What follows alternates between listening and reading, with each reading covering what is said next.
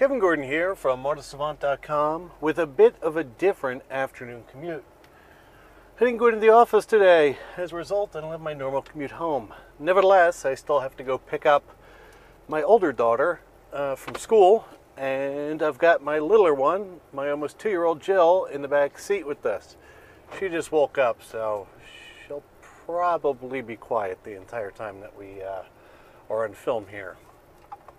So to start out today, I want everybody to get out your 40s and pour out an ounce for a dead homie, the Subaru Tribecca, also known as the Subaru B9.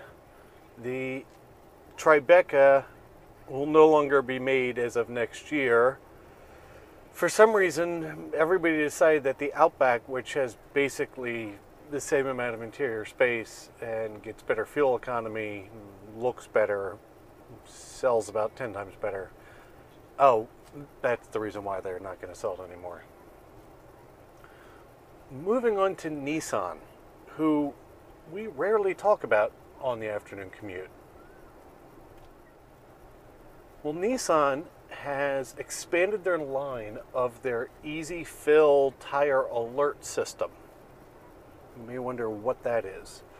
Well, since idiot lights and tire pressure monitoring systems that can tell you your pressures in your car aren't enough, Nissan's taken the next step so that when you're filling your car's tires with air and they hit the appropriate pressure, the car actually beeps at you to let you know that they're the right pressure.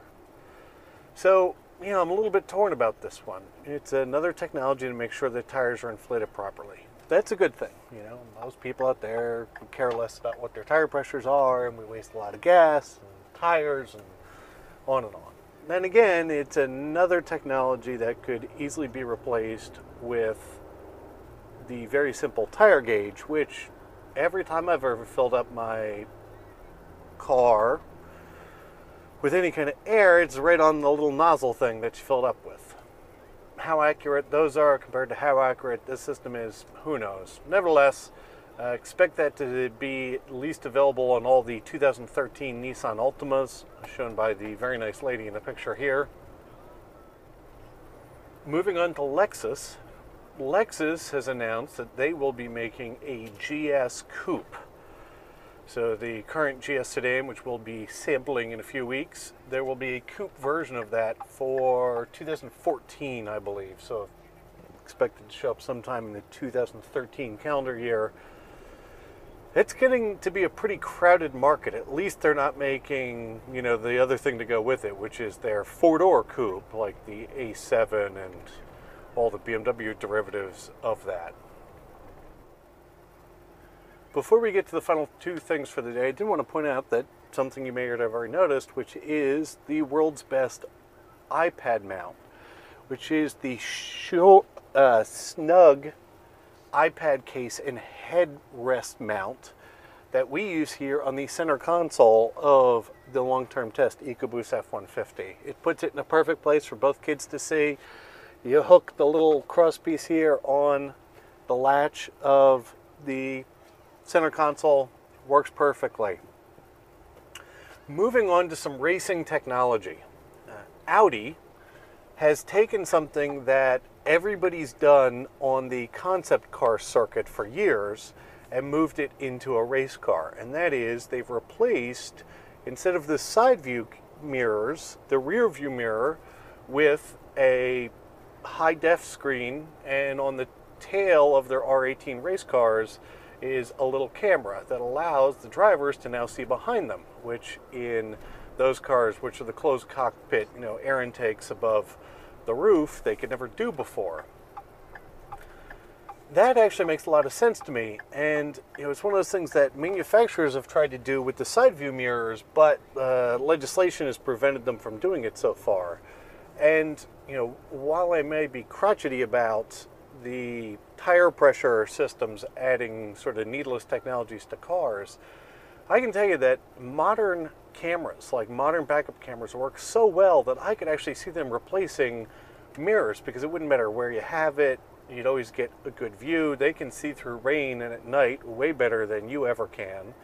And especially mounting it in the rearview mirror, which is like where we have the backup camera for the long-term test EcoBoost F-150.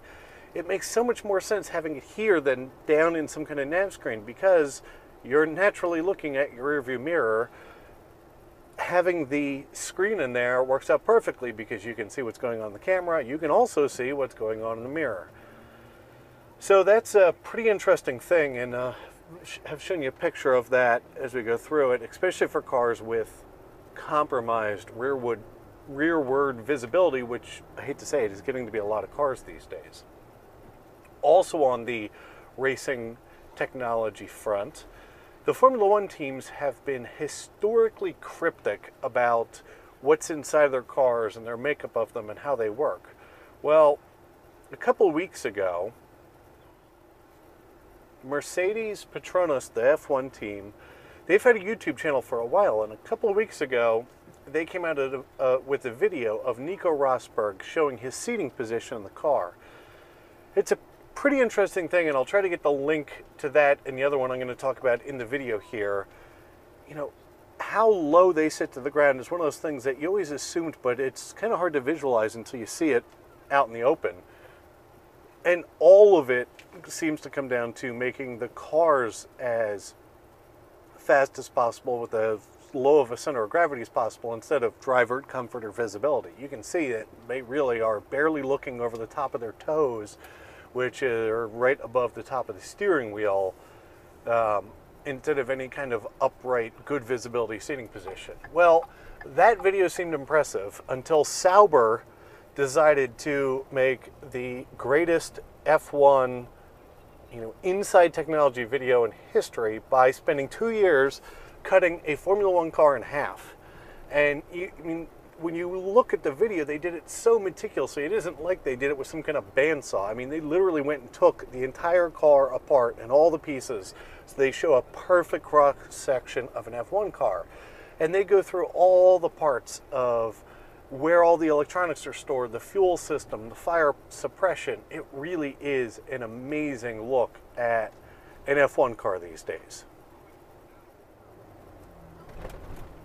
And finally, to wrap up the week, the monthly sales data is coming out today. And instead of boring you with all the facts and figures, it was a really good May.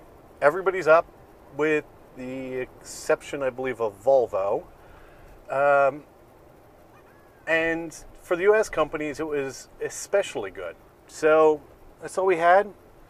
Hope you guys have a great weekend. Early next week, we will be coming to you from the Cooper Tires test facility down in San Antonio, Texas.